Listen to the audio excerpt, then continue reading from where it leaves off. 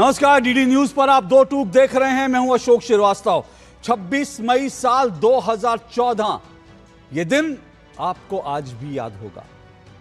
इसलिए याद होगा क्योंकि भारत की राजनीति में 26 मई 2014 को एक बहुत बड़ा परिवर्तन हुआ था। बड़ा परिवर्तन यह कि पहली बार, जी हां, पहली बार किसी गैर कांग्रेसी दल को पूर्ण बहुमत मिला था। और ये पूरी की पूरी जो जीत थी प्रधानमंत्री नरेंद्र मोदी की और बीजेपी की, ये इसलिए भी बहुत बड़ी जीत थी क्योंकि 2 दशक से भारत की राजनीति में किसी भी पॉलिटिकल पार्टी को 272 का जादुई आंकड़ा नहीं मिला था। लेकिन नरेंद्र मोदी ने एक नया रिकॉर्ड बनाया। पर जब नरेंद्र मोदी ने 26 मई 2014 को यह रिकॉर्ड बनाया, तब किसी ने कल्पना नहीं की थी कि नरेंद्र मोदी कीर्तिमानों की झड़ी लगा देंगे। किसी ने इस बात की कल्पना भी नहीं की थी। मुझे आज भी याद है, बहुत से लोग, राजनीतिक विश्लेषक ये कहते थे कि यह तुक्का है, कांग्रेस के प्रति लोगों में नाराजगी थी और इसलिए यह बड़ी जीत मिली है। यह तुक्का है, एक बार की जीत है। लेकिन उसके बाद क्या हुआ? साल 2019 में नरेंद्र मोदी को उससे भी बड़ी जीत मिली। 2024 कुछ मुश्किल भरा जरूर रहा, लेकिन 2024 में भी नरेंद्र मोदी तीसरी बार लगातार भारत के प्रधानमंत्री बने। और तब नरेंद्र मोदी ने जवाहरलाल नेहरू के एक रिकॉर्ड की बराबरी की थी, क्योंकि 3 बार लगातार चुनाव जीतने का रिकॉर्ड जो है, नेतृत्व में चुनाव जीतने का रिकॉर्ड, वो जवाहरलाल नेहरू का था। लेकिन अब से ठीक 2 घंटे बाद, जी हां, अब से ठीक 2 घंटे बाद भारत के प्रधानमंत्री नरेंद्र मोदी एक ऐसा नया कीर्तिमान अपने नाम लिखने जा रहे हैं जो शायद आने वाले दशकों में कभी कोई मिटा ना पाए। क्योंकि दशकों के बाद नरेंद्र मोदी जवाहरलाल नेहरू का एक रिकॉर्ड तोड़ने जा रहे हैं। पंडित जवाहरलाल नेहरू के नाम यह कीर्तिमान दर्ज है कि उन्होंने चुने हुए प्रधानमंत्री के तौर पर सबसे ज्यादा दिन तक भारत की सत्ता पर राज किया। 4398 दिन तक लगातार वो चुने हुए प्रधानमंत्री के तौर पर रहे भारत के। लेकिन अब से 2 घंटे बाद नरेंद्र मोदी 4399 दिन पूरी करके नेहरू जी का ये रिकॉर्ड भी ध्वस्त कर देंगे और एक और कीर्तिमान बना लेंगे। और इसके बाद तो सिर्फ चर्चा यही है कि साल 2019 में क्या चौथी बार नरेंद्र मोदी के नेतृत्व में बीजेपी जीतकर एक नया कीर्तिमान बना सकती है। अगर ऐसा हुआ तो वो एक और इतिहास लिखना होगा। लेकिन अभी 2019 में समय है, 2029 में अभी समय है, माफ कीजिएगा, 2029 में अभी समय है। और 2029 में क्या होगा ये अभी हम नहीं जानते। विपक्षी पार्टियां लगातार एकजुट होने की कोशिश कर रही हैं, क्योंकि 2014, 2019 और 2024 की हार के बाद विपक्ष को यह तो समझ आ गया है कि नरेंद्र मोदी को अकेले हराना भारत की किसी पॉलिटिकल पार्टी के बूते की बात नहीं है। अकेले नहीं हरा सकते, इसलिए वो बार बार एकजुट होने की कोशिश तो करते हैं। हालांकि एकजुट कितने हुए उसको लेकर भी कई तरह के सवाल उठते हैं। अभी कल ही हमने देखा था विपक्ष का जो है जमावड़ा हुआ, INDIA, ये जो इंडिया अलायंस, ये जो इंडिया कहते हैं, इनकी बैठक हुई। लेकिन बैठक के बाद से लेकर अब तक जो हो रहा है, उसके बाद अब ये तमाम तरह के कयास लगाए जा रहे हैं कि क्या 2029 का जो सेमीफाइनल होगा 2027, उसमें क्या विपक्ष एक रह पाएगा? 2029 तो दूर की बात है, लेकिन क्या 2027 में एक साथ रह पाएगा? तमाम तरह की अटकलें चल रही हैं। और इस सब के बीच आज ये चर्चा तो बनती है, क्योंकि अगर 2014 से लेकर अब तक देखेंगे तो 2 पंक्तियों में अगर भारत की राजनीति को समेटना हो तो वो 2 पंक्तियां होंगी जो मेरा आज का शीर्षक है। बढ़ते चले मोदी, और बंटते गए विरोधी। जी हां, मोदी लगातार आगे बढ़ रहे हैं, नए कीर्तिमान बना रहे हैं, और दूसरी तरफ विरोधी जो हैं वो लगातार बढ़ते जा रहे हैं। कांग्रेस कमजोर हुई है, कांग्रेस के नेताओं ने छोड़ा है, टीएमसी की हालत आज हम देख रहे हैं। ऐसी कई पार्टियां हैं जो नरेंद्र मोदी को कभी ना कभी किसी ना किसी पल पर चुनौती देने की बात करती थी। ऐसे कई नेता हैं, लेकिन वो सब इतिहास में दर्ज होकर रह गए। लेकिन अभी मुकाबला बाकी है, कई और नेता मैदान में हैं। तो क्या ये भविष्य की राजनीति जो है भारत की किस दिशा में जाएगी, दो टूक में इसी पर चर्चा करेंगे। इससे पहले आगे बढ़े, जरा सुन लेते हैं इस बीच क्या कुछ कहा सुना जा रहा है। सुनिए जरा।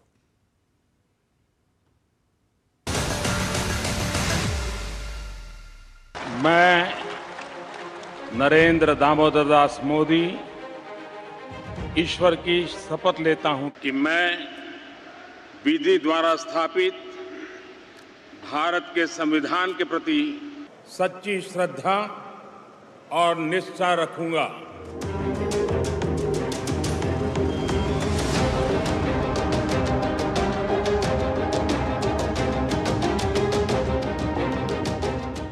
जैसे प्रचार नरेंद्र मोदी जी करते हैं मीडिया का, झूठे वायदे, एक के बाद एक, एक के बाद एक, एक के बाद एक झूठे वायदे, वैसे ही स्ट्रेटेजी केजरीवाल जी। कई स्टेटों में, मैं फिर कह रहा हूं, इंडिया अलायंस की सरकार होती अगर उसको गंभीरता से लेकर बात की जाती। अगर कोई प्लेयर किसी स्टेट में लीड रोल में है और कांग्रेस समझती है कि पहले वो बहुत बड़ी पार्टी थी, अब नहीं है, इस बात को रियलाइज करना पड़ेगा, उसके पीछे आकर खड़ा होना पड़ेगा, थोड़ा छोटा होना पड़ेगा। ये तो बार बार हम कह चुके हैं, बंगाल में तृणमूल पार्टी जिस तरीके से सत्ता चलाई, वो आम लोगों की एक रोष पैदा हो गई थी, और इसकी जो रोष और आक्रोश की जो माहौल बने थे, उसका फायदा उठाते हुए बीजेपी पार्टी और हिंदुत्व की पूरा माहौल बनाते हुए बंगाल में सत्ता कर जाती है। लोग खुद ही अपने आप कहते घूम रहे हैं कि हम इतनी सीटें दे देंगे, इतना ये कर देंगे। तो लोगों का अपना सपना है, वो देख सकते हैं, वो कह सकते हैं। लेकिन सच बात यह है, कांग्रेस 403 सीटों पे तैयारी कर रही है और मजबूती के साथ तैयारी कर रही है। कई सीटों पे हमारे पार्टी की ओर से लोगों को आश्वासन भी मिल चुका है कि आप जाके क्षेत्र में काम करें, कांग्रेस को मजबूत करें और 2027 के लिए तैयारी में जुटें। मैं राहुल गांधी को याद दिलाना चाहता हूं कि अखिलेश यादव पर भरोसा नहीं किया जा सकता। कांग्रेस ने बड़ा दिल दिखाया है, और इसमें सबको बड़ा दिल दिखाना पड़ेगा। केवल एक तरफा नहीं प्यार होता, वो दोनों तरफ से प्यार होता है। तो प्यार एक तरफा नहीं होता, दोनों तरफ से होता है। ये कांग्रेस के यूपी के अध्यक्ष अजय राय ने कहा, और किस कंटेक्स्ट में कहा आप अच्छी तरह से जानते हैं। कल इंडी गठबंधन की बैठक के बाद लगातार ये खबरें आई थी कि आरजेडी और समाजवादी पार्टी ने कांग्रेस को खरी खरी सुनाई है कि थोड़ा सा अपने आप को इतना बड़ा नहीं समझना चाहिए, और खासकर स्टेट में थोड़ा सा आपको दूसरों को एकोमोडेट करना चाहिए, बड़ा दिल दिखाना चाहिए। लेकिन आज अजय राय ने जवाब दे दिया कि भाई बड़ा दिल सबको एक तरफा प्यार थोड़ी होता है। चलिए इन्हीं सब पे चर्चा करेंगे। बढ़ते चले मोदी, बढ़ते गए विरोधी। 5 मेहमान मेरे साथ आज की डिबेट में जुड़ चुके हैं। आइए पांचों का परिचय करवा देता हूँ। प्रदीप भंडारी जी मेरे साथ जुड़े हैं, बीजेपी के राष्ट्रीय प्रवक्ता हैं प्रदीप भंडारी जी। मनोज काका जी मेरे साथ जुड़े हैं, समाजवादी पार्टी के प्रवक्ता हैं मनोज काका जी। मेरे साथ पवन पटेल जी जुड़े हैं, कांग्रेस के नेता हैं पवन पटेल जी। अभिषेक तिवारी जी जुड़े हैं, आम आदमी पार्टी के प्रवक्ता हैं। और मेरे साथ अक्कू श्रीवास्तव जी जुड़े हैं, वरिष्ठ पत्रकार हैं, नवोदय टाइम्स के संपादक हैं। आप पांचों मेहमानों का शुक्रिया और स्वागत। शुरुआत कर रहा हूं आज 1.5 मिनट शुरुआत में मैं प्रदीप भंडारी जी और मनोज काका जी, आप दोनों को देता हूं अपनी बात रखने के लिए। उसके बाद आज की डिबेट को ओपन करूंगा। मनोज काका जी, कल प्रधानमंत्री एक नया कीर्तिमान बना देंगे। जाहिर सी बात है कि उन्होंने सब कुछ ठीक कर दिया है तो कोई भी नहीं कह सकता, ना किसी को कहना चाहिए। कुछ ना कुछ क्यों, आप लोग बहुत सारी आलोचना कर सकते हैं, लेकिन सवाल सबसे बड़ा यह है कि नरेंद्र मोदी लगातार आगे बढ़ रहे हैं, और विपक्ष जो है जब वो बार बार चुनौती देने की कोशिश करता है तो फिर वो बढ़ता रहता है, बार बार बढ़ता रहता है। अभी कल के बाद जो बयान है उनका हम जिक्र करेंगे। लेकिन क्या लगता है कि क्या नरेंद्र मोदी ये कीर्तिमान इसलिए बना रहे हैं कि विपक्ष बढ़ता गया है, या फिर आपको लगता है कि कुछ ना कुछ तो उन्होंने ऐसा किया होगा कि लोगों का दिल जीता, लगातार चुनाव जीते?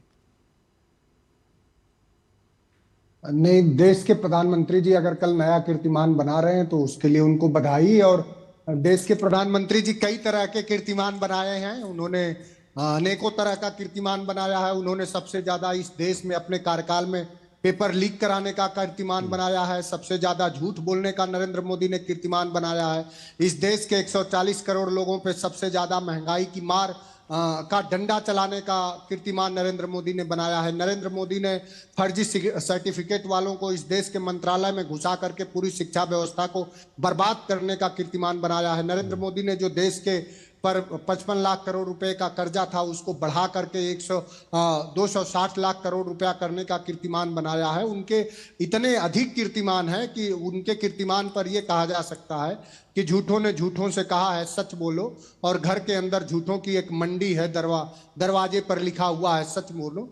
तो इन्हीं सब कीर्तिमानों की वजह से आज फिर 29 रुपया सिलेंडर बढ़ा है। कमर्शियल सिलेंडर 1000 एक दिन में बढ़ा दिया जाता। जो नरेंद्र मोदी ये कहते थे कि जब रुपए की प्रतिष्ठा गिरती है तो देश की प्रतिष्ठा गिरती है। अब रुपया पूरे एशिया का सबसे कमजोर रुपया है। अब हम डॉलर के मुकाबले कहाँ खड़े हैं। तो इस तरह के अनेक कीर्तिमान उन्होंने बनाया है। आज पूरे देश का नौजवान, किसान, सब लोग पेट्रोल पंप से लेके गैस की लाइनों में हैं। युवाओं के परीक्षा के पेपर लीक हैं, जो ये दावा करते हैं कि वो युद्ध रुकवा देते हैं, लेकिन बेचारे पेपर लीक नहीं रुकवा पाते हैं। तो कीर्तिमान उनके अनेक हैं और उन्हीं कीर्तिमानों का देश आकलन करेगा। ओके, आपके 1.5 मिनट पूरे हुए। 1.5 मिनट में हमेशा की तरह विपक्ष ने मेरे सवाल का जवाब नहीं दिया। मैंने तो कहा आपके पास आलोचना करने के लिए बहुत कुछ है, बहुत कुछ आलोचना कर सकते हैं, करना भी चाहिए, उसमें कोई हर्ज नहीं है। लेकिन विपक्ष के पास आज भी सवालों का जवाब नहीं है जो मैंने सवाल पूछा था। ऐसा तो हो नहीं सकता कि नरेंद्र मोदी इतना सब कुछ अनपॉपुलर कर रहे हैं, उसके बाद भी लगातार चुनाव जीत रहे हैं, और विपक्ष इतनी मजबूती से एक साथ जुटा हुआ है, विपक्ष जो है इतनी मजबूती से सब काम कर रहा है, फिर भी लगातार चुनाव हार रहा है। तो ये तो हो नहीं सकता। बहरहाल आपकी इच्छा थी, मैंने 1.5 मिनट आपको दिए। प्रदीप भंडारी, 1.5 मिनट आपके। आपने मनोज काका जी को सुन लिया, उन्होंने कह रहे कीर्तिमान तो बहुत सारे बनाए, लेकिन उन कीर्तिमानों की बात नहीं होती। देखिए अशोक जी, कल का दिन ऐतिहासिक है क्योंकि जवाहरलाल नेहरू को सिर्फ और सिर्फ कुछ करोड़, 10-15 करोड़ लोग वोट करते थे। प्रधानमंत्री नरेंद्र मोदी जी तीसरी बार जीत के आए हैं, जवाहरलाल नेहरू का रिकॉर्ड तोड़ रहे हैं। 4 गुना ज्यादा लोग ने इनको वोट किया है। जवाहरलाल नेहरू के समय में गिनी चुनी पार्टीज थी, प्रधानमंत्री नरेंद्र मोदी जी के समय 2500 से ज्यादा पार्टीज है। जवाहरलाल नेहरू के समय में देश आजाद हुआ था, कोई और दूसरा विपक्ष नहीं था। प्रधानमंत्री नरेंद्र मोदी जी ने 70 साल से कांग्रेस राज कर रही थी, उस विपक्ष को हराया एक ऐसे दौर के अंदर जब ग्लोबली कोई दूसरे नेता को कभी भी दूसरी मैंडेट नहीं मिली। प्रधानमंत्री नरेंद्र मोदी जी दुनिया में इकलौते ऐसे नेता हैं जिन्होंने पोस्ट कोविड काल के अंदर वापस से रिपीट किए। बाकी हर नेता दुनिया के अंदर जो है पोस्ट कोविड काल के अंदर जनता द्वारा हटाया गया। ऐसा क्यों हुआ है? क्योंकि प्रधानमंत्री नरेंद्र मोदी जी ने 20 करोड़ गरीबों को गरीबी रेखा के बाहर हटाया।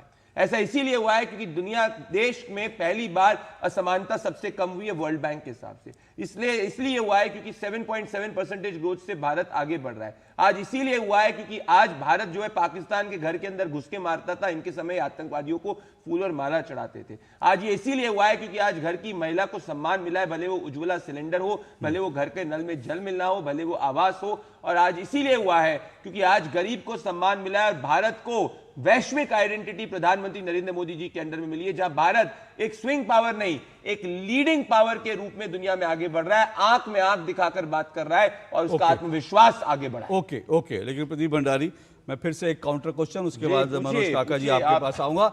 सवाल सबसे बड़ा फिर वही है कि वो कह रहे हैं पेपर लीक से लेकर महंगाई तक इतने सारे मुद्दे हैं जिसमें बीजेपी कीर्तिमान बना रही है, रुपया लगातार गिर रहा है, तो वो सब चर्चा भी तो होनी चाहिए। और वो विपक्ष का सीधा सा आरोप है, ये सारी की सारी नाकामियां हैं जो सरकार को एक्सेप्ट करनी चाहिए।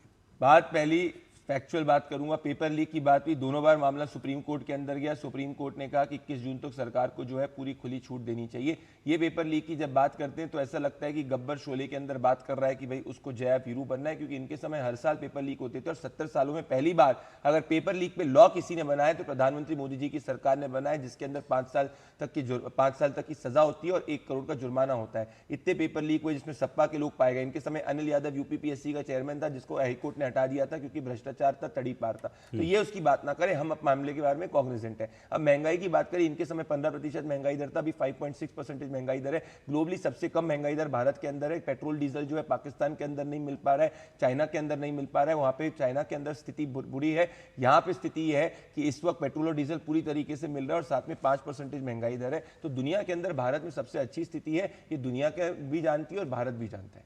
ओके मनोज काका जी, ठीक है, मुद्दे बहुत सारे हैं आपके पास। सरकार की नाकामियां गिनाने के लिए एक लंबी चौड़ी फेहरिस्त है, लिस्ट है, लेकिन बात वही है कि इस लंबी चौड़ी फेहरिस्त के बावजूद नरेंद्र मोदी लगातार आगे बढ़ रहे हैं।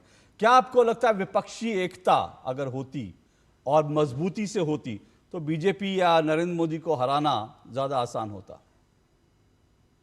विपक्षी एकता का जो सवाल है, देश में विपक्षी एकता है। नरेंद्र मोदी जी भी, जो एनडीए है, वो कोई एक दल का तो संगठन है नहीं। नरेंद्र मोदी लगातार उनका डिक्लाइन हुआ है, 303 सीट से 240 सीट पर आ गई है एनडीए। ये भी हमको आपको सबको देखना चाहिए। और जो साथी जो पेपर लीक की बात कर रहे थे, व्हाट्सएप यूनिवर्सिटी से सिर्फ कीर्तन गाएंगे तो काम तो चलेगा नहीं। पेपर लीक में 2 ही लोगों का कन्विक्शन हुआ है, एक दोनों इस काल में हुआ है, दोनों मोदी काल में हुआ। ये भी इनसे पूछ लीजिए कब हुआ। वो बेदीराम और एक बीजेपी का भी वो विधायक और चलिए, वो दोनों आपके आपने कहा 2 कन्विक्शन हुए, कब हुए? 2014 के पहले हुए कि 2014 के बाद हुए? आप बीच में बोलोगे आप तो मैं बोलूंगा तो आप बोल नहीं पाओगे। आपको कन्विक्शन बाद में हुआ। अगर आप शालीनता बरतेंगे तो ठीक है, वरना मैं आपसे भाषा भी नहीं सीखना चाहूंगा। आपकी भाषाई मर्यादा जब आप पत्रकार थे मैंने देखा, ज्यादा मेरा मुंह ना खुलवाइए। मत हो। ओके, विषय पर आ जाते हैं। पर्सनल टिप्पणियां छोड़कर पूरा भरोसा है, पर्सनल टिप्पणियां छोड़कर विषय पर आ जाते हैं। मुझे ये भरोसा रहता है कि भाजपा के दरबारियों से आप थोड़ा बेहतर हो, थोड़ा पढ़ लिख के आते हो, तो आप मेरे फैक्ट। मुझे भी लगा था सपा के पंचर वालों से आप थोड़ा बेहतर हो, पढ़ के आते हो। सच नहीं, मुझे आप दोनों से मेरा रिक्वेस्ट है, सुनिए ना, आप दोनों से मेरा निवेदन है कि हम पर्सनल टिप्पणियां ना करें, विषय पर रहेंगे, थोड़ा ज्यादा अच्छा। पेपर लीक में जो भी कन्विक्शन में 14 के बाद हुए। मैं ये कहना चाहूंगा कि सड़क पर लिखे हुए सैकड़े नारे ना देख, जमीन तू देख, आकाश के तारे ना देख। आज देश की हालात क्या है, कितने लोगों को अमेरिका ने किस तरह से डिपोर्ट कर दिया।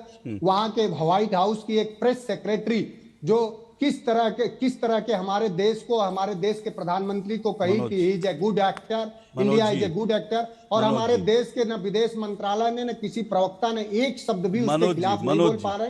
तो हम ये जान चाह रहे, हम हमारा सवाल मनोज जी आपकी बात सुनिए ना, मेरी बात तो पूरी हो जाने दो। चलिए बोलिए। जो कह रहे हैं कि प्रधानमंत्री इतना बढ़ रहे हैं, तो प्रधानमंत्री से हम लोग जानना चाह रहे हैं कि आप बढ़ रहे हैं, ये अच्छी बात है, लेकिन इतनी दास्ता क्यों कर रहे हैं कि सारी हमारी इकोनॉमी कौन चलेगा, हम किससे डील करेंगे, हम किससे डीजल पेट्रोल खरीदेंगे, ये सब अमेरिका तय कर रहा है। तो आप किस बात कर दी मनोज भाई आपको तो हम सशक्त रहने के लिए हम नहीं, प्रदीप भाई एक मिनट, मनोज भाई मैं फिर से कह रहा हूं, देखिए आप बार बार मुद्दे गिना रहे हैं, मुद्दे बहुत सारे हैं, मैं फिर से कह रहा हूं, उसमें मैं सीधी से सवाल पूछ रहा हूं। विपक्षी, आप कह रहे विपक्षी एकता है, कहां है विपक्षी एकता? कहां है विपक्षी एकता? अभी आप कह रहे हैं कि नरेंद्र, अब सुनिए, अब जो बंगाल के चुनाव नतीजे आए वो हमने नहीं देखे क्या, और बंगाल चुनाव नतीजों के बाद किस तरह से अखिलेश जी गए थे डीएमके से मिलने और उसके बाद ममता जी से मिलने, किस तरह से उन्होंने ट्वीट करा था, उसके बाद किस तरह से कांग्रेस इकोसिस्टम ने क्या कुछ कहा था, ये सब हमने देखा नहीं है। कल की बैठक में डीएमके कहां थी? कल की बैठक में जो है आम आदमी पार्टी कहां थी? तो सब कुछ बढ़िया अगर होता तो शायद बीजेपी जो है इतनी कंफर्टेबल दिखती नहीं। लेकिन आपको स्वीकार करना पड़ेगा ना कि आपका घर जो है, आपका घर ठीक नहीं है, इसलिए आप मुकाबला नहीं कर पा रहे। अगर आपका घर ठीक होता तो शायद अच्छे से मुकाबला कर पाते। आपके सवाल पूरे हुए अशोक जी। अब ये राजनीति में कोई किसी का परमानेंट दोस्त नहीं होता। कल तक इनको राजभर इसी उत्तर प्रदेश में गाली दे रहे थे, आज इनके साथ सरकार में है। भारतीय जनता पार्टी जिन लोगों को कहती है कि ये 70,000 करोड़ के घोटालेबाज है, सुबह ही उनको उप मुख्यमंत्री का वो बना देती है। तो ये भारतीय जनता पार्टी से राजनैतिक शुचिता की, लोकतंत्र की, नैतिकता की आप उम्मीद नहीं। इंडिया गठबंधन बिल्कुल तटस्थ है, और इंडिया गठबंधन अगर आप वोटों का आकलन करेंगे तो आज भी जितना एनडीए पाया है, एनडीए लगभग 30-31% वोट के साथ है, और इंडिया गठबंधन को आज भी इस देश में 59 से 60% वोट मिले, लेकिन अलग अलग मिले हैं, लोग अलग लड़ गए। और उसके परिणाम मायावती जी कौन से गठबंधन में मुझे नहीं पता, आप उनको गिन रहे हैं। डीएमके आज कौन से गठबंधन है मुझे नहीं पता, आम आदमी पार्टी कौन से गठबंधन है मुझे नहीं पता।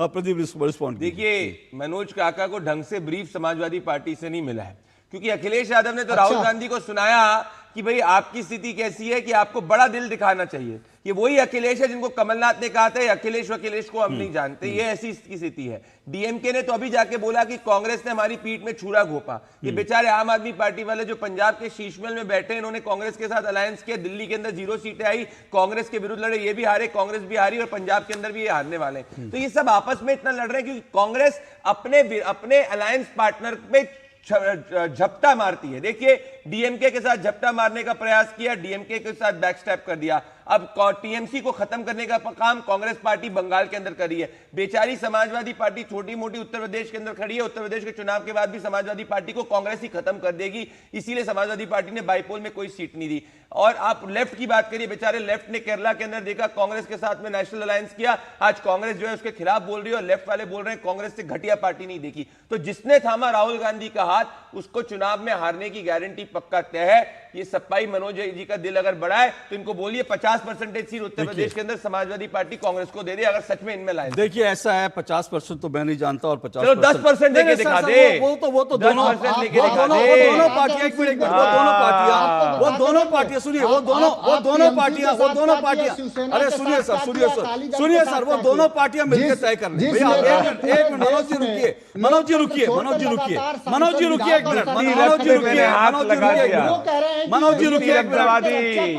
एक मिनट, मनोज भाई एक मिनट रुकिए, मनोज भाई मुझे सुनिए, मनोज भाई सुनिए, अभी इंडिया गठबंधन में जो सबसे बड़ी पार्टी है, मुझे उसके पास भी जाना है। आप अगर इजाजत देंगे तो मैं उनके पास भी जाना चाहता हूं। या आप इंडिया गठबंधन में भी कांग्रेस का हक मानना चाहते हैं तो एक अलग बात है भाई। चिल्ला चिल्ली नहीं प्लीज, देखिए चिल्ला चिल्ली नहीं प्लीज चिल्ला। देखिए है क्या ना मनोज जी, और अभी भाई बंद करिए, ऐसे नहीं प्लीज, ऐसे चिल्ला चिल्ली नहीं प्लीज। देखिए ऐसा है ना, अभी मनोज जी ने कहा, अभी पटेल जी भी कह देंगे नहीं सब बढ़िया है, हमारा तो इंडिया गठबंधन बड़ा बढ़िया, कोई समस्या नहीं है। लेकिन मैं आपको ये याद दिला रहा हूं कि कल अखिलेश यादव जी ने बयान दिया था, बयान क्या उनका बैठक में था, और आज अजय राय ने जो बयान दिया वो आपने सुना होगा। और राकेश राठौर सीतापुर से कांग्रेस के सांसद हैं, इनका मैंने थोड़ा सा हिस्सा आपको सुनाया, इनका पूरा बयान मेरे पास है। वो कह रहे हैं कि हमको शीर्ष नेतृत्व ने कहा है, सोचिए कांग्रेस का यूपी का सांसद कह रहा है हमको शीर्ष नेतृत्व ने कहा है 403 सीटों पर तैयारी करो। जब उनसे पूछा गया ना गठबंधन, बोले कौन सा गठबंधन, हमने तो नहीं सुना, हमारी पार्टी में तो कोई गठबंधन की बात नहीं करता। जो दूसरे गठबंधन की लोग बात करते हैं ना कि गठबंधन, वो कहां की बात करते हैं, हवा, हमको नहीं पता गठबंधन क्या है। हमें शीर्ष नेतृत्व ने कहा है 403 सीटों पर लड़ने के लिए तैयार रहिए। क्यों? क्योंकि राहुल गांधी और कांग्रेस जो है लगातार आगे बढ़ रहे हैं और उनकी स्वीकार्यता सब जगह है। अब इस बयान का मतलब आप समझ सकते हैं। और मैं अखिलेश चिरकुट पार्टी, चालू पार्टी में उसमें नहीं जाता, वो तो पुरानी बात हो गई। आपको 1 महीने पहले इमरान मसूद ने क्या कहा था? इमरान मसूद ने कहा था बीजेपी खा जाएगी अखिलेश यादव समाजवादी पार्टी को, मुकाबला नहीं कर पाओगे, सिर्फ हम मुकाबला कर सकते हैं। ये इमरान मसूद का बयान था। और इमरान मसूद के बयान के बाद एक कांग्रेसी आते हैं, और वो कांग्रेसी क्या कहते हैं? वो कांग्रेसी मनीष अग्रवाल कहते हैं ये इमरान मसूद बीजेपी के घोषित एजेंट हैं, ये बीजेपी के घोषित एजेंट है। कांग्रेस मध्य प्रदेश, छत्तीसगढ़, राजस्थान, उत्तराखंड, गुजरात, आंध्र प्रदेश, नॉर्थ ईस्ट के सभी राज्य, हरियाणा, गोवा समेत सभी राज्यों पर फोकस करे और कर्नाटक और हिमाचल में अपनी सरकार बचा ले। इतना ही नहीं, अब उनके शब्द सुनिएगा, जो शब्द हम डिबेट में भी कहने से बचते हैं। उन्होंने कहा इन मूर्ख, मैंने कहा ये शब्द हम डिबेट में भी इस्तेमाल नहीं करते किसी के लिए, करना भी नहीं चाहिए। तो समाजवादी पार्टी का नेता कांग्रेस को क्या कह रहा है? इन मूर्ख और प्रचंड धूर्त कांग्रेसियों को यह समझ नहीं आता और यह दिखता नहीं, इन राज्यों में जीतने की इनकी औकात नहीं है। कांग्रेस को तो 6 सीटें भी हमने दिलवाई थी। ये सपा का नेता, ठीक है, मनोज काका जी बड़े नेता कह सकते हैं कि भाई ये सब कुछ बढ़िया है, पवन पटेल जी भी कह देंगे, क्यों पवन पटेल जी, सब कुछ बढ़िया ही है। ये सब तो मूर्ख कह देना और घमंडी कह देना, औकात नहीं है, प्रचंड धूर्त कह देना, ये सब तो चलता रहता है। राजनीति तो डेमोक्रेसी है, क्योंकि अक्सर इंडिया गठबंधन के लोग यही कहते हैं कि भाई हमारे इंटरनल डेमोक्रेसी है तो हमें अपनी बात कहने का सबको हक है। तो ये भी इंटरनल डेमोक्रेसी में होगा, प्रचंड मूर्ख, धूर्त। इंटरनल डेमोक्रेसी में वो आपका देखने का नजरिया है कि जब बिहार में आप जिसको सबसे बड़ा विरोधी बताओ, इनकी आवाज ठीक कीजिए भाई, इनकी आवाज कांग्रेस के राजनीतिक हालात, इनकी आवाज ठीक कीजिए प्लीज। मेरा पैनल से निवेदन, इनकी आवाज ठीक कीजिए। जी पवन पटेल जी बोलिए। नहीं पवन पटेल जी, एक मिनट, आवाज कांग्रेस पार्टी के राजनीतिक हालात जैसी हो गई है, कोई नहीं ठीक कर सकता। रुकिए पवन पटेल जी, मैं ठीक करवा के आता हूँ, मुझे आप ट्राई कर लीजिए, नहीं हो पाएगी। मैं कोशिश करता हूँ। पवन पटेल जी रुकिए, क्योंकि हवा में तीर जाएगा, कोई फायदा नहीं है। मैं ठीक करवा के लौटता हूँ आपके पास। अभिषेक तिवारी जी, ये तो विपक्ष में सब कुछ बढ़िया है, लेकिन अगर बढ़िया होता तो शायद बीजेपी के लिए इतना आसान सब कुछ नहीं होता। शायद जो है बीजेपी और नरेंद्र मोदी की रोज कीर्तिमान नहीं बना रहे होते। शायद जो है विपक्ष, अगर सब कुछ ठीक होता तो विपक्ष की आज ये दुर्गति ना होती। अशोक जी, आपके सभी दर्शकों को मेरे नमस्कार। आपकी आज के शो का लाइन है कि मोदी की बेमिसाल नीति, मोदी की नीति नहीं, ऊपर सुन तो लीजिए, मैं आपके प्रश्नों का जवाब, मोदी जी की नीति की भी तो चर्चा कर लें। 12 बरस हो गया, रिकॉर्ड तोड़ रहे हैं। बोलिए। मोदी की नीतियां बेमिसाल, विपक्ष बढ़ते गए, विरोधी पता नहीं क्या। ये मोदी जी की वो नीति है जिसमें आज भी 90 करोड़ लोग 5 किलो राशन पे डिपेंडेंट है। ये मोदी जी की वो नीति है जिसमें 40% साल के सबसे ज्यादा बेरोजगारी दर है। ये मोदी जी की वो नीति है कि टॉप के 1% लोगों के पास देश की 40% संपत्ति और टॉप बॉटम के 40% लोगों के पास मात्र 5% संपत्ति है। ये मोदी जी की वो नीति है कि प्रति व्यक्ति आय में हिंदुस्तान आज 124वें स्थान पे है। ये मोदी जी की वो नीति है जिसमें भूखमरी में आज 105वें स्थान पे भारत का स्थान आता है। ये मोदी जी की वो नीति है जिसमें एफडीआई, फॉरेन डायरेक्ट इन्वेस्टमेंट 200% घट करके 28 अरब डॉलर से आज 1 अरब डॉलर आ गया। ये मोदी जी की ये विदेश नीति है जिसमें विदेशी निवेशक प्रति घंटा 400 करोड़ रुपए निकालने का कार्य कर रहे हैं। ये मोदी जी की वो नीति है जिसमें विदेशी ताकत आज विदेश नीति हमारी तय कर रहे हैं। ये मोदी जी की ये विदेश नीति है। ये नीति नहीं है तो भाई मुझे सवाल ले लीजिए ना। अरे मेरे सवाल ले लीजिए। आपने सारा जो लिख के लाए थे सब पढ़ दिया ना, कोई बात नहीं। अब मुझे भी एक सवाल करने दीजिए ना। मैं लिख के कोई सवाल नहीं लाया हूं, मुझे कोई सवाल तो करना पड़ेगा ना डिबेट को डिबेट की तरह आगे बढ़ाने के लिए। आप जो लिख कर लाए आपने सब पढ़ लिया, मैंने सब आपको पढ़ने दिया। इतनी खराब नीतियां हैं फिर भी नरेंद्र मोदी को लोग जिता रहे हैं।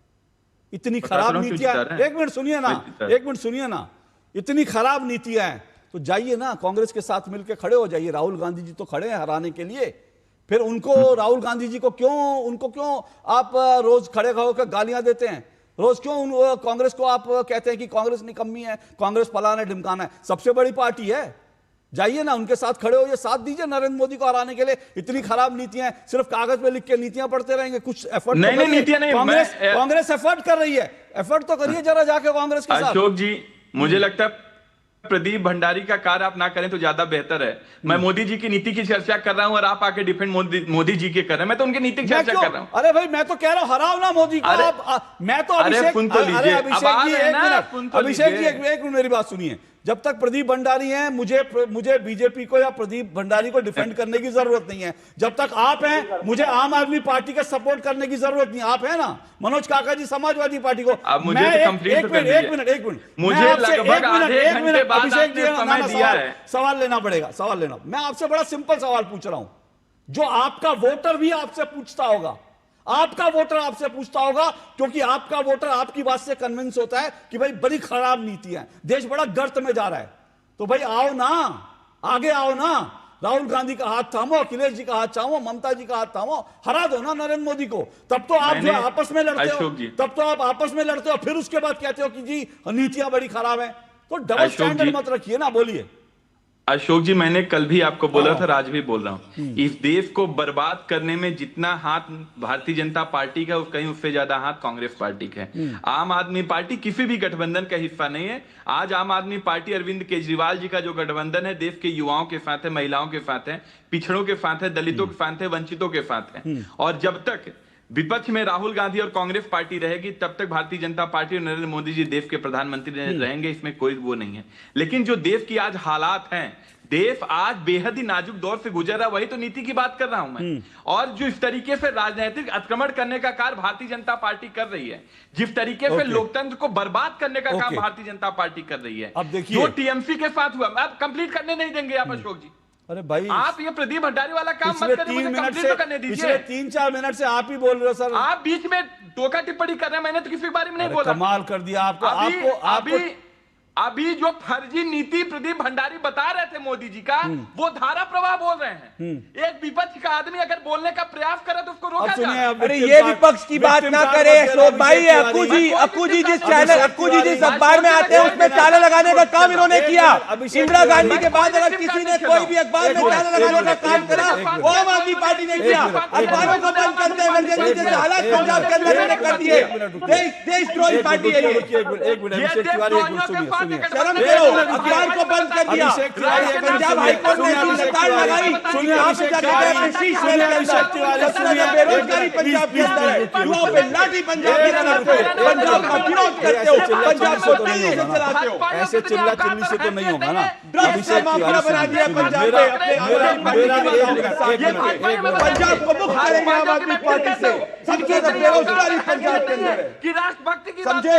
ये तुम्हारी सच्चाई है। हो गया, ये है। बात करते हो कि कांग्रेस सबसे घटिया पार्टी और जाते हो सोनिया गांधी के साथ में इलू करवाती है आम आदमी पार्टी, हमें बात करेगी। ये भाजपा ये आपकी सच्चाई। अभी जाके कांग्रेस के बंद कर दीजिए, सबकी आवाज बंद कर दीजिए प्लीज। सबकी आवाज बंद कर, सबकी आवाज बंद कर दीजिए, सबकी आवाज बंद कर दीजिए, सबकी आवाज बंद कर दीजिए, सबकी आवाज बंद कर दीजिए। खाली प्रदीप भंडारी तो बंद ही नहीं करेंगे। आगे ना आप लोग का विक्टिम कार्ड तो तैयार रखते आते हो ना। कितने विक्टिम कार्ड अभिषेक जी के पास है, और पवन पटेल जी आपके पास कितने विक्टिम कार्ड है जेब में? दूसरा बोले विक्टिम कार्ड। एक मिनट बताइए ना, एक मिनट मुझे पहले यही बता दीजिए कितने विक्टिम कार्ड आप लोग जेब में रखकर आते हैं। अभी अभिषेक तिवारी लिखा हुआ कागज लाए थे, मैंने उनको कतई नहीं रोका। उन्होंने सारी नीतियों पे बोल दिया, मैंने कहीं नहीं रोका। लेकिन मैं सवाल करूंगा ना, मैं सवाल करूंगा कि आप लोग लिख के लाएंगे अपना निबंध लिख के लाएंगे कि गाय की 2-4 पैर होते हैं, गाय के 4 थन होते हैं, एक पूंछ होती है। आप लोग लिख कर लाएंगे और वो मैं आपको सब पढ़ने दूंगा। सवाल मैं पूछूं आपसे, अगर आप लोग इतने बड़े नेता हैं तो जाइए सभा कीजिए ना अपनी, किसने रोका है? लेकिन मेरी डिबेट में आएंगे तो सवालों का जवाब देना पड़ेगा। आपको मौका दूंगा, टाइम दूंगा। पवन पटेल सुनिए, पवन पटेल सुनिए, उछलिए मत, आ रहा हूं आपके पास, सुनिए। मैं अरे तो सुननी, एक मिनट आपको बुलाया है तो आपको इसलिए बुलाया कि आप बोलिए, लेकिन चिल्ला चिल्ली करेंगे। एक मिनट फिर से सुनिए, चिल्ला चिल्ली करेंगे तो मैं आवाज रोक भी दूंगा। मैं आपको सवाल पूछूंगा, अब आप बोलते रहिए। मैं जा रहा हूं मनोज काका जी के पास। मनोज काका जी भी डिबेट कर रहे हैं ना, बड़े तरीके से कर रहे हैं वो। लेकिन आप और अभिषेक जी लगातार चिल्ला रहे हैं, और प्रदीप यहां से चिल्ला रहे हैं। प्लीज मैं आपके पास सवाल, फिर बोल रहे हैं आप, मैं आपके पास सवाल लेकर आ रहा हूं। मनोज काका जी एक मिनट रुकिए, मैं आपसे सीधा सवाल पूछ रहा हूं। पवन पटेल जी, मेरा फिर से वही कहना है, अभी मैंने आपको समाजवादी पार्टी के साथ क्या क्या समाजवादी पार्टी ने कहा मैंने सुनवा दिया, ठीक है। अभी अभिषेक जी कह रहे हैं जब तक राहुल गांधी और जब तक कांग्रेस पार्टी है विपक्ष का कुछ नहीं हो सकता, तब तक और जितनी खराब बीजेपी है उतनी खराब जो है कांग्रेस है। बंटाधार करने में आपका भी बराबर कहा था। बोलिए।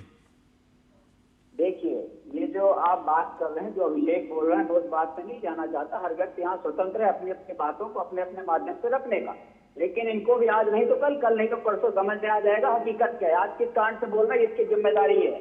यहाँ पे जो आप अभी बोल रहे थे कि फिर जीतते क्यों हो मोदी जी, फिर जीतते, एक बार तो पूछ लीजिए कि फिर मोदी जी की नीतियां इतनी अच्छी है तो अभी अजीत पवार के को शामिल की, बंगाल की यहाँ बड़ी डीजे प्राइवेट को कार्य उसी तो मोदी जी सुबह शाम गाली देते थे, उसे जितने सरकार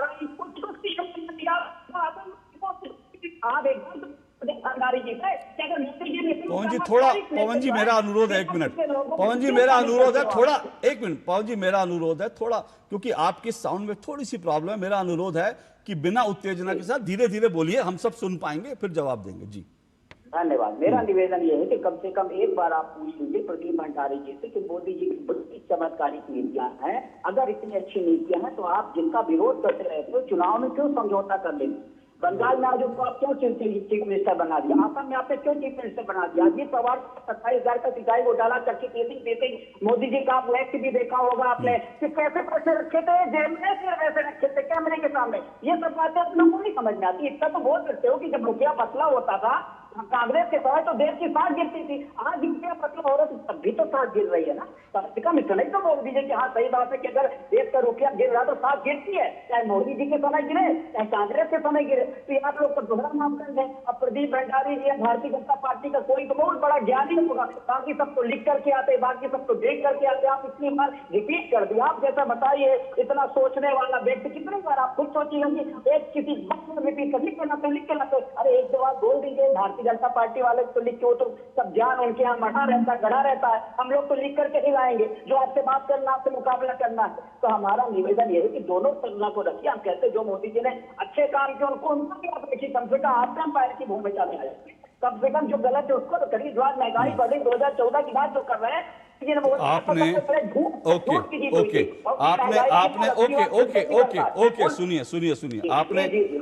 आपने आपने जो सवाल उठाया प्रदीप भंडारी जी उनका जवाब देंगे। प्रदीप भंडारी जी उनका जवाब देने के लिए मतलब उनको देना पड़ेगा। लेकिन मेरा आपसे, आपने कहा जो अच्छे काम किए, आपको लगता है सरकार ने कुछ अच्छे काम किए? सिर्फ जानकारी के लिए तौर पे पूछ रहा हूं, क्योंकि आपने अभी कहा इस सरकार ने जो अच्छे काम किए ठीक है, लेकिन जो गलत काम किए, तो आपको लगता है सरकार ने कुछ अच्छे काम किए? अच्छे काम किए हैं।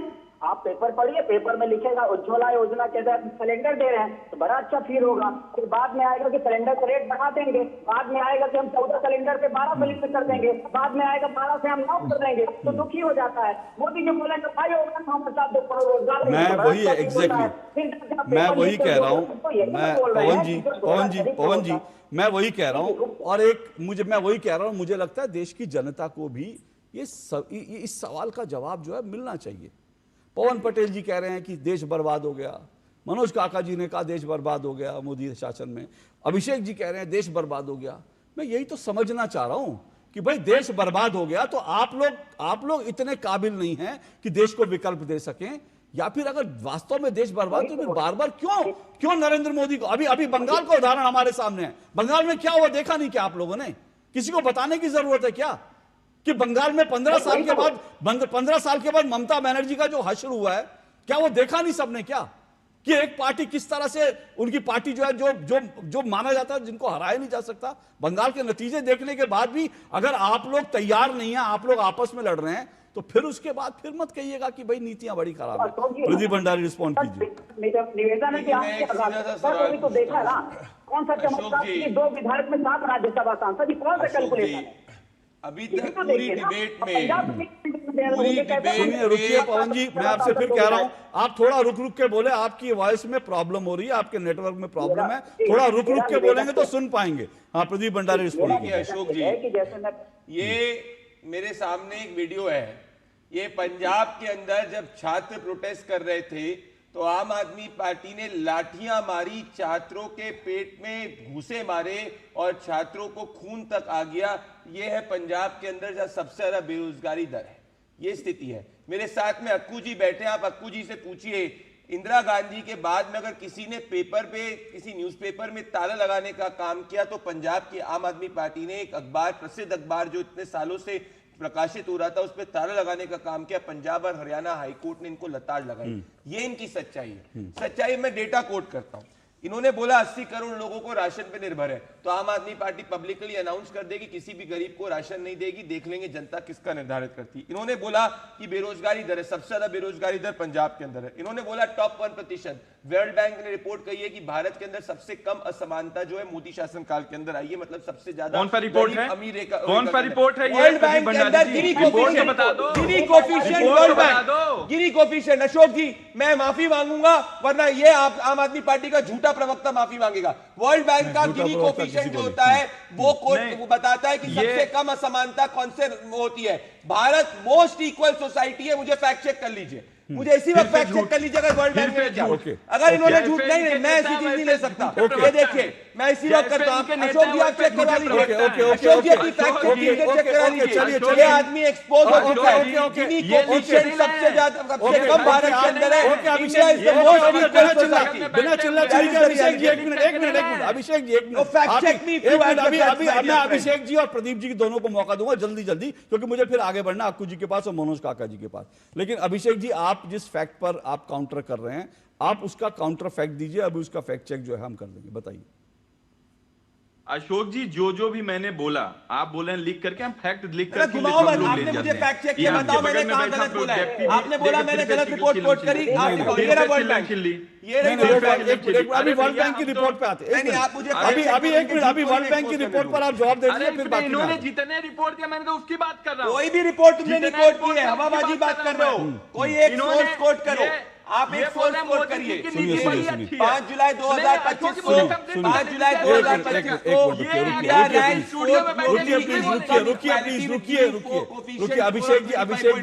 रुकिए अभिषेक जी आप अगर मुझे अनुमति दें तो अभी मैं ब्रेक पे जा रहा हूं। मैं ब्रेक पर अभी जो है प्रदीप भंडारी जी से वो रिपोर्ट ले लेता हूं जिसको आप कह रहे हो फर्जी रिपोर्ट है। अभी चेक कर लेते हैं, 2 मिनट जितना इन्होंने बोला सारे रिपोर्ट लीजिए।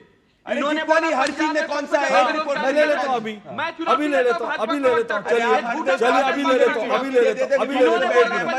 मैं ब्रेक पे जा रहा हूं अक्कू जी के पास भी आना है, मनोज जी के पास भी जाना है। इस ब्रेक के बाद आ रहा हूं, इस छोटे से ब्रेक के बाद।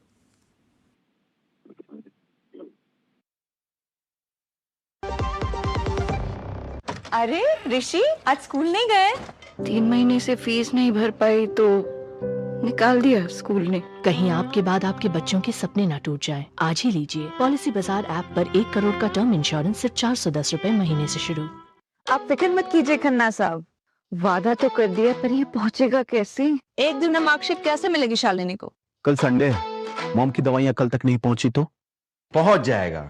जो भी तुम चाहोगे वही पहुंचाऊंगा, एक दिन में डिलीवरी करके आऊंगा। सबको पता है कि मैं सबका दोस्त हूँ, हर सामान टाइम से पहुंचाने की ये बात है, दिल को दिल से मिलाने की ये बात है। ये है भारतीय डाक की नई 24 स्पीड पोस्ट सेवा। अब आपकी हर पोस्ट की गारंटीड डिलीवरी सिर्फ 1 दिन में, ओटीपी की अतिरिक्त सुरक्षा के साथ। 24 स्पीड पोस्ट, भरोसा आपका, वादा हमारा। डाक सेवा, जन सेवा। दीदी रोहिणी को क्या दूं बर्थडे गिफ्ट? ये रुपए डिजिटल गिफ्ट वाउचर दे दे। किधर मिलेगा? बैंक ऑफ बड़ौदा के बॉबी पे यूपीआई ऐप पर।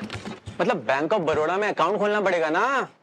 हाँ, लेकिन बॉबी पे के लिए कोई भी बैंक अकाउंट चलेगा। Champions keep things simple. हाँ, बॉबी पे 1 यूपीआई ऐप फॉर एवरीवन। ए तू चीटिंग मत कर। अरे आप आओ तो हर बार हाथ नहीं पड़े तो चीटिंग गए। ओ हरी भैया, अरे वाह, खेतों में कौन सी फसल लगाए हो? 12 महीने कमा कर दे ऐसी फसल। क्या? मैंने नया व्यवसाय शुरू किया है। उसके लिए पैसे? इसमें किसी निवेश की जरूरत ही नहीं। अच्छा मुखिया जी। अरे मुखिया जी नमस्ते। अरे हरी, कब आ रहे हो? आप बस चलिए, मैं पहुंचता हूं। अब मैं LIC एजेंट हूं। LIC एजेंट बनो, अब बड़ा सोचो। हमारी वेबसाइट पर जाएं या अपनी नजदीकी LIC शाखा से संपर्क करें। वीडियो लाइक करो, 30,000 कमाओ, सिर्फ 1,000 रुपए सिक्योरिटी डिपॉजिट। माँ थोड़ा ध्यान से बेटा, तू थोड़ा ध्यान से। ऐसे ऑफर्स के चक्कर में कभी किसी को पैसे मत दे देना, कि फ्रॉड है फ्रॉड। RBI कहता है आकर्षक ऑफर देखते ही थोड़ा ध्यान से। गोल्डी छोले मसाले, जहाँ जाए रिश्ते बनाए। गोल्डी लाए हैं फ्रेश लॉक टेक्नोलॉजी, जो रखे मसालों को हर समय फ्रेश। दोस्तों आप देख रहे हैं, चर्चा कर रहे हैं, बढ़ते चले मोदी, बढ़ते गए विरोधी। अब मोदी बढ़ते चले, नए नए कीर्तिमान बना रहे हैं। अब आप उनसे सहमत हो असहमत हो, उनकी नीतियों के आप प्रशंसक हो आलोचक हो, लेकिन वो बढ़ तो रहे हैं। दूसरी तरफ विपक्ष बटा हुआ है। क्या यही कारण है कि मोदी बढ़ रहे हैं या उनकी नीतियों में भी कुछ है? तमाम चीज़ें चल रही हैं जिस पर चर्चा चल रही है। 5 मेहमान मेरे साथ जुड़े हुए हैं। ब्रेक पे जाने से पहले कुछ बात हुई तो मैंने प्रदीप जी से वो सारी रिपोर्ट्स मैंने मंगवाई हैं और वो जो वो रिपोर्ट हैं वो मुझे मेरे पास आ चुकी है। मैं इसलिए बता रहा हूँ। World bank place India among world most equal societies, ये साल 2025 की रिपोर्ट है और इसको ये जो वर्ल्ड बैंक का डेटा है, वर्ल्ड बैंक गिनी स्कोर अराउंड जो है 24.1 इंडिया को देता है। ये कई सारी रिपोर्ट मेरे पास हैं। ये इकोनॉमिक टाइम्स की रिपोर्ट भी है। इकोनॉमिक टाइम्स की रिपोर्ट ये कहती है India beats US, China, G70 and G20 nations to become one of the world most equal society. एक मिनट मैं आपको ये सारी रिपोर्ट भेज रहा हूँ। मैं भी रिपोर्ट लेकर बैठा हूं। अभिषेक जी सुनिए ना, अभिषेक जी सुनिए। अरे भाई सुनिए ना, अरे इस तरह से डिबेट करने से क्या होगा? मैंने आपको कोट करा ये रिपोर्ट, आप मुझे भेज दीजिए, मैं उन रिपोर्ट को कोट कर दूंगा। मेरा अरे भाई आप मुझे भेज दीजिए ना अभिषेक जी, मैं उनको कोट कर देता हूँ। नहीं ऐसे समय मत व्यर्थ कीजिए। बाकी नहीं मुझे 1 मिनट तो देंगे। नहीं मुझे अभी अक्कू जी के पास जाना है। नहीं 1 मिनट बिल्कुल नहीं, 10-50 नहीं, 10-50 हो चुका है। मैं अक्कू जी के पास गया नहीं, मैं आपके पास आऊंगा। अक्कू जी सवाल सबसे बड़ा मेरे पास यही है, मैं फिर से ही पूछ रहा हूं भाई, अगर इतना खराब नरेंद्र मोदी कर रहे होते तो लगातार जो है एक के बाद एक उनको जीत ना मिलती। और अगर वो सचमुच खराब कर रहे हैं और उसके बाद भी जीत रहे हैं तो क्यों? इसलिए क्योंकि देश के पास उनका कोई विकल्प नहीं, और विकल्प जो है विपक्ष वो बटा हुआ है पूरी तरह से। मैं अगर शुरुआत यहाँ से करूँ कि साहब विपक्ष बहुत अच्छा है और मोदी बटे हुए हैं तो भी जीत रहे हैं मोदी। इन सब के इन्फ्लुएंस तो यही है ना कि विपक्ष बहुत अच्छा है और मोदी बटे हुए हैं तो भी जीत रहे हैं। तो कैसे हो रहा है? ये कौन सी राजनीति के तहत हो रहा है?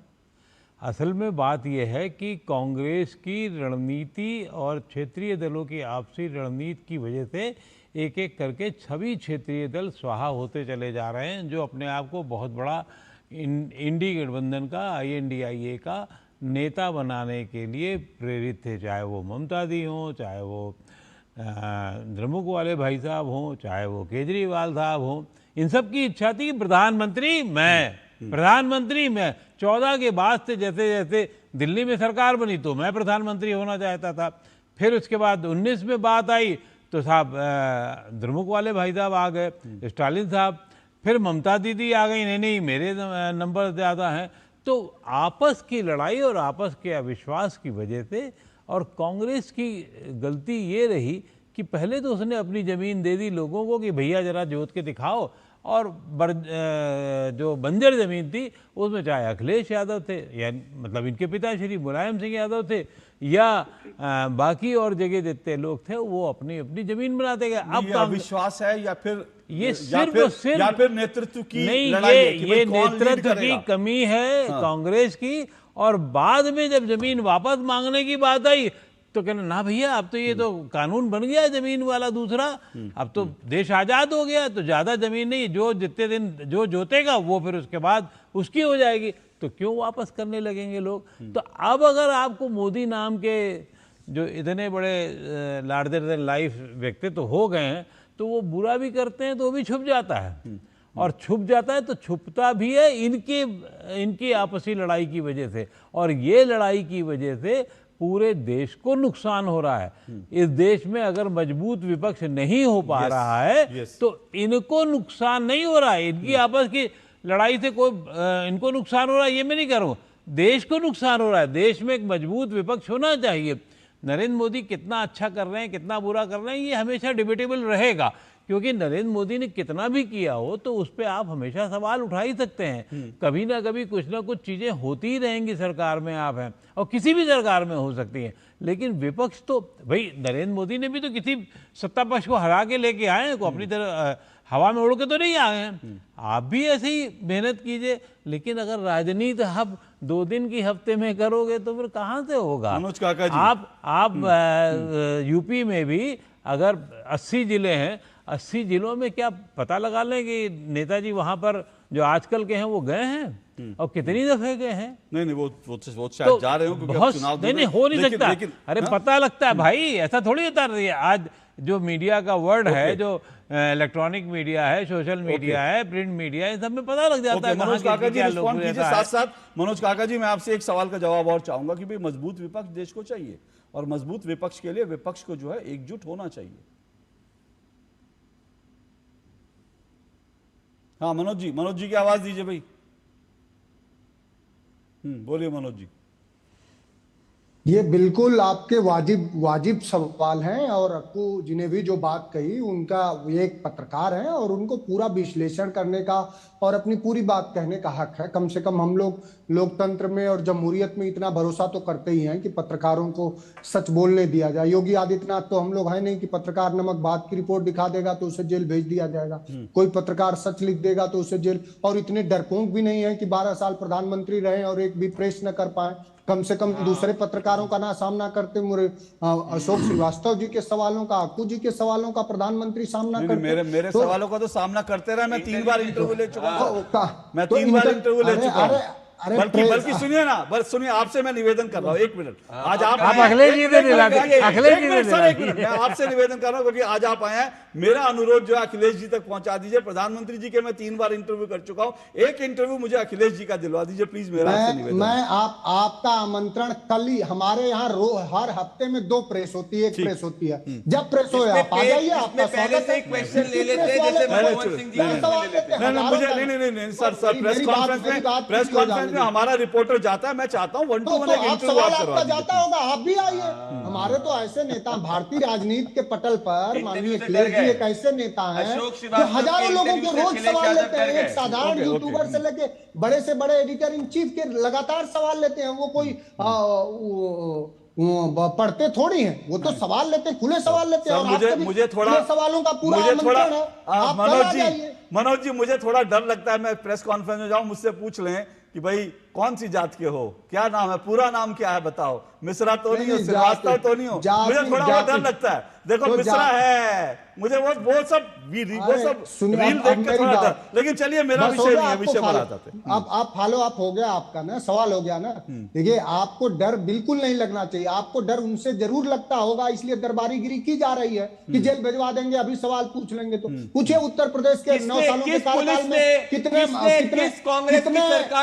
शराब की दुकानें ये जवाब दे। और अभी कांग्रेस की सरकार थी, क्या डिबेट हो सकती थी? कांग्रेस की सरकार थी, कभी डिबेट हुई है? अशोक जी की रिपोर्ट करके आए हो, व्हाट्सएप यूनिवर्सिटी से पढ़ के जितना भी चिल्लाओगे, कलावा पहन के बैठ सकते थे। कुछ होने वाला नहीं है तुम्हारा। आप व्हाट्सएप यूनिवर्सिटी से चिल्ला जाते हैं। देखिए मैं कहूंगा कि मनोज काका जी सिर्फ 30 सेकंड मनोज काका जी सबसे ज्यादा असमानता, मनोज जी सिर्फ 30 सेकंड, फिर आप बोलिए सिर्फ 30 सेकंड। सबसे ज्यादा असमानता अगर कहीं दुनिया में बढ़ी है तो नरेंद्र मोदी जी के कार्यकाल में बढ़ी है, भारत में बढ़ी है। ऑक्सफैम की रिपोर्ट आई है, इस देश में 85% लोगों के पास देश के संपत्ति के सिर्फ 3% संसाधन है। भाई साहब क्या बात करें, 40% संसाधन सिर्फ नरेंद्र मोदी के पोषित उद्योगपतियों के पास। क्या बात कर रहे हैं? पूरे देश को असमानता और भूखमरी के उसमें झोंक करके, और आप ऐसे करेंगे। ऑक्सफैम की रिपोर्ट पढ़िए ना, मैं कहता हूँ। ओके देखिए मैं आगे सुनिए, मैं आ रहा हूँ, मुझे 30 सेकंड दीजिए, फिर मैं आ रहा हूँ आपके पास। 1 मिनट मुझे 30 सेकंड दीजिए, आपको और पवन जी के पास ही आऊंगा। मैं सिर्फ एक बात कहना चाहता हूँ, और वो बात ये कि जो मैंने फिर से दोहरा रहा हूँ क्योंकि प्रदीप जी ने एक बात कही, मैं उसकी पुष्टि कर रहा हूँ और ये सच बात है। नरेंद्र मोदी के प्रधानमंत्री बनने से पहले डीडी न्यूज पर कोई ऐसी डिबेट नहीं होती थी जिसमें विपक्ष के, आज तो 3 विपक्ष के लोग बैठे हैं, विपक्ष को यहां पर आवाज नहीं दी जाती थी। इसकी मैं पुष्टि कर रहा हूं क्योंकि मैं यहां पर करीब 25 साल से हूं, तो ये मैं पुष्टि कर सकता हूं। और मैंने मोदी जी के 3 इंटरव्यू लिए, अखिलेश जी का इंटरव्यू एक लेना चाहता हूं। और अगर मुझे अभिषेक जी केजरीवाल जी का इंटरव्यू दिलाएंगे, और राहुल जी का इंटरव्यू लेने के लिए भी मैंने बड़ी कोशिश की, लेकिन मेरा नंबर आया नहीं। बोलिए अभिषेक जी। की क्या जरूरत है, खुले सवाल लीजिए। अभिषेक जी थोड़ी वहां इंटरव्यू की क्या जरूरत है? अभिषेक जी मैं भी रिपोर्ट लेकर बैठा हूँ। ये मोदी जी के मंत्रालय का रिपोर्ट है। इन्होंने बोला पंजाब में सबसे ज्यादा बेरोजगारी दर है। मैं जो भारतीय जनता पार्टी के झूठे प्रवक्ता यहाँ पे बैठे, मैं उनका पर्दाफाश कर दूं। टॉप के जो स्टेट, मैं उसका नाम लेना चाहता हूँ। लक्षद्वीप 36.2%, अंडमान 33.6%, हरियाणा 28.5%, राजस्थान 28.5%, जम्मू कश्मीर 23.09%, दिल्ली 20.8%, बिहार 19.1%, झारखंड 18%, त्रिपुरा 14%, असम 14%, गोवा 13%। इसमें कहीं पंजाब का नाम नहीं है। एक झूठ भाजपा का मैं पर्दाफाश बोल रहे हैं, गलत रिपोर्ट कोट कर रहे हैं। अरे भैया मोदी जी के एजेंसी, मोदी जी के मोदी जी को झूठे बोल रहे हैं। ओके प्रदीप जी, ओके एक मिनट मुझे पवन जी के पास सुनिए, मुझे पवन जी मंत्रालय की रिपोर्ट ऐसे थोड़ी होता है। मुझे पवन जी के पास एक मिनट, मुझे पवन जी के पास भी जाना है, प्लीज मेरा आपसे निवेदन है। एक मिनट सर, एक मिनट आवाज बंद प्लीज। प्रदीप जी एक मिनट, प्रदीप जी रुक जाइए, प्रदीप जी प्लीज, मुझे पवन जी के पास जाना है, रुकिए प्लीज, कोई नहीं बोलेगा मैं एक मिनट, कोई नहीं बोलेगा, मैं पवन जी के पास जाना है। मैं सिर्फ ये कह रहा हूं अभिषेक जी, मुझे आप रिपोर्ट भेज दीजिए, मैं उसकी पुष्टि करके मैं उसके बाद तुरंत, अगर अभी मौका मिलेगा, नहीं तो कल मैं शुरुआत इसी से करूंगा। पवन पटेल जी बोलिए।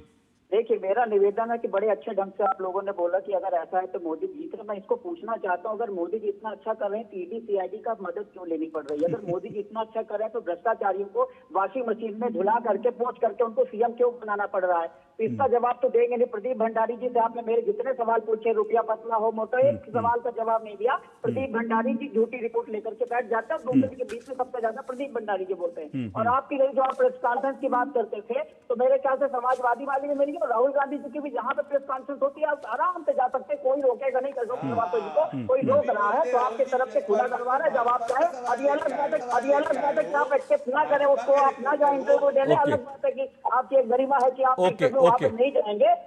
ओके मेरे पास सुनिए, एक मिनट मेरे पास समय खत्म हो रहा है, लेकिन मैं एक बात कहना चाहता हूं, और वो बात ये, पवन जी ध्यान से सुनिएगा। आपने कहा ना ईडी सीबीआई, हार्दिक पटेल के ऊपर कोई ईडी सीबीआई की रेड नहीं पड़ी, लेकिन हार्दिक पटेल ने कांग्रेस पता है क्या कह के छोड़ी थी आपने? ये हंसने की बात नहीं है, और आप लोग हंस सकते हो क्योंकि आपको ये हंसना लगेगा। हार्दिक पटेल ने कहा कांग्रेस में, गुजरात में वही सरवाइव कर सकता है जो दिल्ली से आने वाले भाई बहन के लिए चिकन सैंडविच लेकर आ सकता है, ये हार्दिक पटेल ने कहा। और उसके बाद ये कौन सी, गुलाम नबी आजाद के ऊपर कौन सा सीबीआई और ईडी का दबाव था? कौन सा दबाव था सीबीआई ईडी का? और गुलाम नबी आजाद ने क्या कहा? राहुल जब से आए हैं तब से उन्होंने जो संपर्क, जो कंसल्ट करने की, जो बंद कीजिए आवाज, अब इनको सुनना पड़ेगा, बंद कीजिए आवाज। गुलाम नबी आजाद ने कहा राहुल गांधी जब से आए तब से उन्होंने पार्टी के अंदर जो सलाह करने वाली मशीनरी थी उसको ठप कर दिया। और इसके अलावा क्या कहा उन्होंने? कहा कांग्रेस अभी भी रिमोट कंट्रोल से चलती है। ऐसे एक नहीं, मैं आपको पास समय नहीं है, आपको 50 बयान सुना देता हूं। इन लोगों के ऊपर कोई ईडी सीबीआई की रेड नहीं पड़ी है, लेकिन वो कांग्रेस की आलोचना करके निकले, राहुल गांधी की आलोचना करके निकले, चिकन सैंडविच की बात करके निकले, और यह कह के कि कुत्ते को बिस्किट खिलाने का टाइम है, असम की समस्याएं सुनने का टाइम नहीं है, यह कह के निकले। तो थोड़ा अपने अंतर मन में झांकना चाहिए पवन पटेल जी, सिर्फ चिल्लाने से नहीं होता। जिस दिन अंतर मन में झांक लेंगे उस दिन भारत को एक अच्छा विपक्ष मिल जाएगा, मजबूत विपक्ष मिल जाएगा। अक्कू जी 30 सेकंड सिर्फ। नहीं, बिल्कुल सही है। विपक्ष की जरूरत जो है, जैसे मैंने पहले कहा है, वो बहुत बड़ी है और देश के लोकतंत्र को बनाए रखने के लिए बहुत जरूरी है। लेकिन यहाँ जब आपको सिर्फ और सिर्फ अपना स्टेट देखना, अपनी हार गए तो बगल का स्टेट देखना है, बगल में जाके लोकतंत्र की बाजा बजा देना है, और फिर उसके बाद आप चाहेंगे नहीं हम ही राजा हैं, हम ही राजा हैं, तो चाहे केजरीवाल हो, चाहे वो राहुल गांधी हो, चाहे वो कोई भी हो, अगर विपक्ष को और विपक्ष की तरीके से लड़ाई जमीन पे लड़नी पड़ेगी। ये सिर्फ इलेक्ट्रॉनिक मीडिया या टीवी पर या रेडियो पे और बाकी पे आके काम नहीं हो सकता। जमीन पे और सतत लड़ाई लड़नी पड़ेगी, तभी देश का ही भला होगा। और वो लड़ाई लड़ने से पहले विपक्ष को अंतर्मन में झांकना पड़ेगा, लेकिन वो करने के लिए विपक्ष तैयार नहीं दिखता। विपक्ष बढ़ता जा रहा है, बट रहा है, बार बार टीएमसी का क्या हल हो रहा है हम देख रहे हैं, तो इसीलिए बड़ा जरूरी है। तो नरेंद्र मोदी तो लगता है कि बढ़ते जाएंगे, और जब तक विपक्ष अगर अपनी स्थिति नहीं सुधारेगा तब तक जो है बहुत संभव है कि 2029 में एक नया रिकॉर्ड बनाए नरेंद्र मोदी। बहरहाल लेकिन अभी 2029 अभी ओके अभी दूर है, फिलहाल 2027 है। देखेंगे काका जी की पार्टी और आपकी पार्टी क्या करती है। वक्त इतना ही है, आपसे कल मुलाकात होगी, इजाजत दीजिए, नमस्कार।